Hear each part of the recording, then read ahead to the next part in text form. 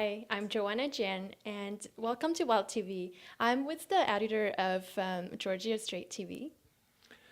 Thanks, Joanna. It's great to be here. And the Georgia Straight, as many of you know, is a weekly newspaper in Vancouver, and you can find us online at straight.com. Thank you. And I have a question for you. What are the most interesting issues and news that you're covering this week on Georgia Straight? I think one of the most interesting, and we'll see what happens when this gets to air, is the teachers' strike. This is a big concern for many parents across British Columbia with children in the public schools because you've got about 560,000 students in the public schools. And the teachers and the government have not been able to reach an agreement. The government has there's a bargaining agent called the BC Public School Employers Association.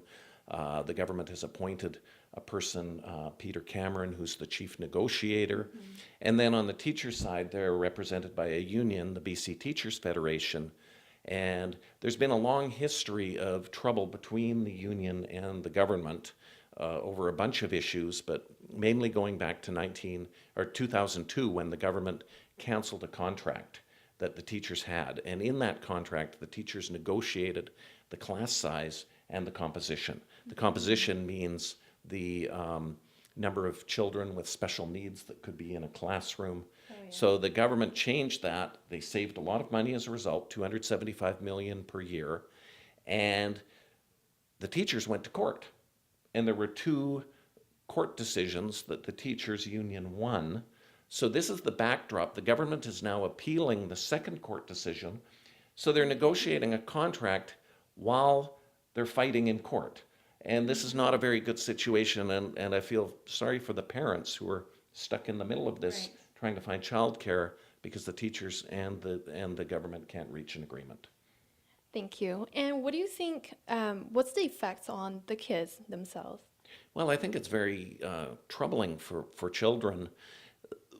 You know, the K to 12 has a big range. You know, you've got children in kindergarten and grade 1, grade 2, the primary grades, plus you have students who are in high school who are looking toward getting into university, and it's very competitive. You have to get high marks. So I think for the older students, it's a time of considerable anxiety because they're thinking about their future and wondering, well, how am I going to do how long is this going to go on?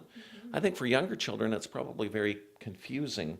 For the parents, it's difficult, and even for employers, it's difficult. We're in this situation at the Georgia Straight where many of our employees are parents and have children in the school system. So that creates other issues. The private schools, independent schools, are all full. So parents don't have the option of taking children out of the public school and putting them in the independent schools. And even if they did, the tuition is thousands of dollars. Many of them can't afford that. So it's a mess, and I think there's going to be, if this continues, there's going to be economic consequences because parents are not going to be as productive because they're going to be dealing with issues at home. Thank you. That is a very serious problem right now with the government and teacher. Because I know that yesterday, while I was on the street, I saw a lot of teachers are still doing the strike, and it's really getting a lot of attention, and it's just really sad that this problem hasn't been solved yet. So we really wish to see an end to this. Thank you. And now we know that it's almost September, back to school season. I know that you have done a lot of reporting on schools and educations. Do you have anything to say about that? Yeah, what am I going to be watching? It's quite fascinating. Is UBC has a new president, and his name is Dr. Arvind Gupta. He's a mathematician, and I've interviewed him, and we had him on the cover of the Georgia Straight earlier this year. I've interviewed him a couple of times, actually. He was at SFU. He's an immigrant to Canada. When he was 5 years old from India. His dad was a professor, and his mother was a math teacher. It was interesting because his mother was working in the workforce at a time in India when many women were not in the workforce. So he has his wife, and he has 3 daughters, no sons. So he's surrounded by women. He has a very enlightened view of women's equality. His wife is a physician, And he's been very involved up until now with a project called My Tax, which is placing graduate students in companies across the country.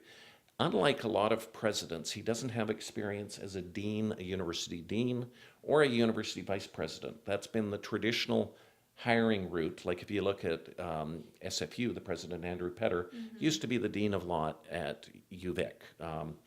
The previous presidents at UBC, if you look at Stephen Toop as a former law school dean, Martha Piper was a former university vice president, David Strangway was a former university vice president. But one of the advantages Arvind Gupta has is he's actually lived in the Lower Mainland for a long time. He taught at SFU from early 90s to 2009, and then he was brought over to UBC. So one of the issues that UBC is trying to push through is to have a subway connecting Commercial Drive with UBC.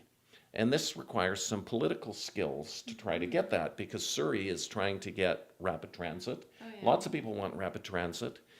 But Arvind Gupta is very knowledgeable about politics and governance in the region. The previous three presidents of UBC all came from outside of British Columbia, and I think it took them a while to find their footing. And in some cases, they made a couple of mistakes by not understanding the intricacies of how things connect in the region. Arvind Gupta is not like that. He brings that strength to the job. So one of the things I'm going to be watching with him is he going to be successful in getting a rapid transit project to UBC, which will have an effect on the real estate values at UBC. They sell a lot of real estate, and universities increasingly are trying to generate revenue through real estate. We see it at SFU with the university project. I can remember in the old days when UBC, up at SFU, when the only people who lived up there were students. That's no longer the case. UBC has been doing this more quickly. Another thing I'll be watching is Emily Carr University, which is at Granville Island. It's planning a move by 2016, 2017, depending on how quickly it happens, to create a new campus at False Creek Flats. So it will be leaving Granville Island, and this is going to be interesting with relation to rapid transit too, because where they're going, it's on Great Northern Way at Thornton. And one of the plans, if the SkyTrain's extended from the Millennium Line, would be to put a station there. So if they get a SkyTrain station there, we'll see real estate development happen there. So, universities are about educating students and about doing research, but they're also about real estate. Oh, yeah, that's very true. And we know that a lot of students are graduating in the coming year. Is there any advice you would give them in terms of finding a job or any work experience?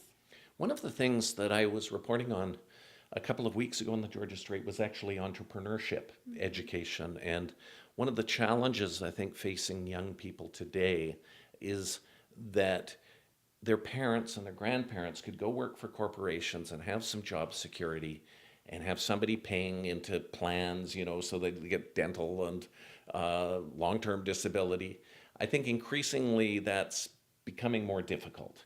And the young people have to grow up in a hurry. And I feel a lot of sympathy for them, because I think I had it a lot easier in my day.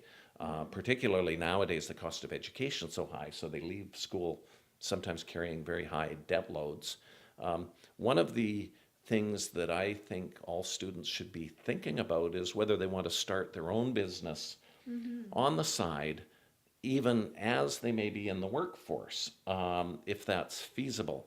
And so when I did this story on entrepreneurship training, I spoke to the Sauder School of Business, the Beatty School of Business, people there, and BCIT. They have a venture program at BCIT, a 10-week intensive program where you learn how to do business plans, you learn marketing, you learn how to deal with human resources issues. You could learn how to obtain financing. And these are skills you have to learn in a lot of cases. It doesn't happen by osmosis. I think another thing students might want to do is, I think financial literacy is really important. So one of the things I did as a reporter was I took the Canadian securities course. And that was so I could understand how IPOs work, how, you know, interest rates are set, the bond market, the stock market, because increasingly you can see how business is and financial literacy is also becoming such an issue in everything from healthcare to education right across the economy. So I think students should get financially literate. I think another thing you can do is to have some understanding of our legal system. I think that's like I'm a nerd. I read court decisions for fun, but you've got all this stuff on the internet now, and you can learn quite a lot. Yeah. So for reporters, at least, what I like to say is you should have financial literacy, legal literacy, and also psychological literacy. And if you can understand personality disorders and you can understand the basics of psychology, that can help as well. Right, and everything is pretty much related. We need to cover that all up. Thank you, Charlie. And